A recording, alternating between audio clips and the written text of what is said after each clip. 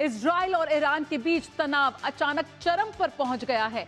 Israel ने Iran में बड़ा हमला कर दिया है। तेहरान समेत ईरान के कई शहरों में कई जगह पर धमाके सुने गए हैं।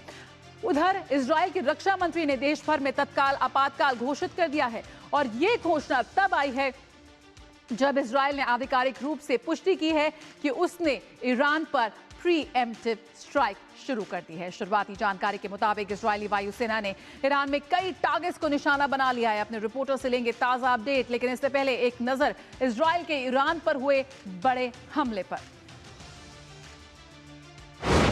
तो इस वक्त जिस तरह की ब्रेकिंग न्यूज आ रही है, ईरान ने इजराइल पर किया है पलटवार और इजराइल पर दागी हैं मिसाइलें। इजराइल में कई इलाकों में बचे हैं सायरन, यानी कि जिस जवाबी कार्रवाई को लेकर ईरान पर जिसकी आशंका जताई जा रही थी वो हो गया है।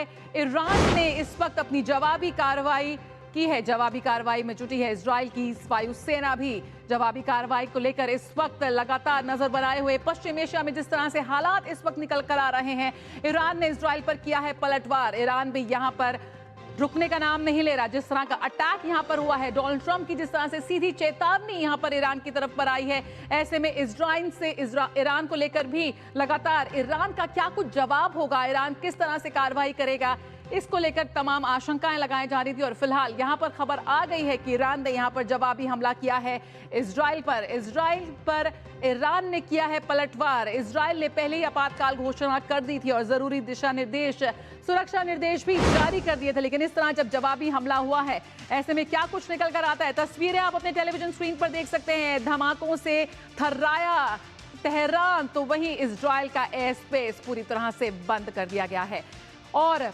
इजराइल ने आपातकाल की घोषणा यहां पर कर दी है। तो वहीं इजराइल में भी इस वक्त सायरन की आवाज गूंज रही है। भारतीय दूतावास की तरफ से एडवाइजरी जारी की है और तो वहीं इजराइल की प्रीएम्प्टिव स्ट्राइक को लेकर इस वक्त सभी संशय में नजर आ रहे हैं। खासतौर पर जितने भी भारतीय इस पूरे इलाके में हैं, उनको लेकर चिंता की लकीरें फिलहाल इस वक्त आ गई हैं सभी के चेहरों पर। लेकिन यहां पर दूतावास की तरफ से खासतौर पर सुरक्षा निर्देश जारी किए हैं और जारी किए गए हैं कि किस तरह से वो अपने घरों में ही रहें और जो सुरक्षा निर्देश दिए गए हैं उनको ध्यान में रखते हुए अपने घरों से बाहर नहीं निकले। ईरान में जिस तरह से बमबारी की गई, साफ तौर पर इजराइल का हमला जो ईरान पर हुआ है एक बड़ा हमला है और इस बार सिर्फ उसके जो न्यूक्लियर ठिकाने हैं उनको ही स्ट्राइक नहीं किया गया।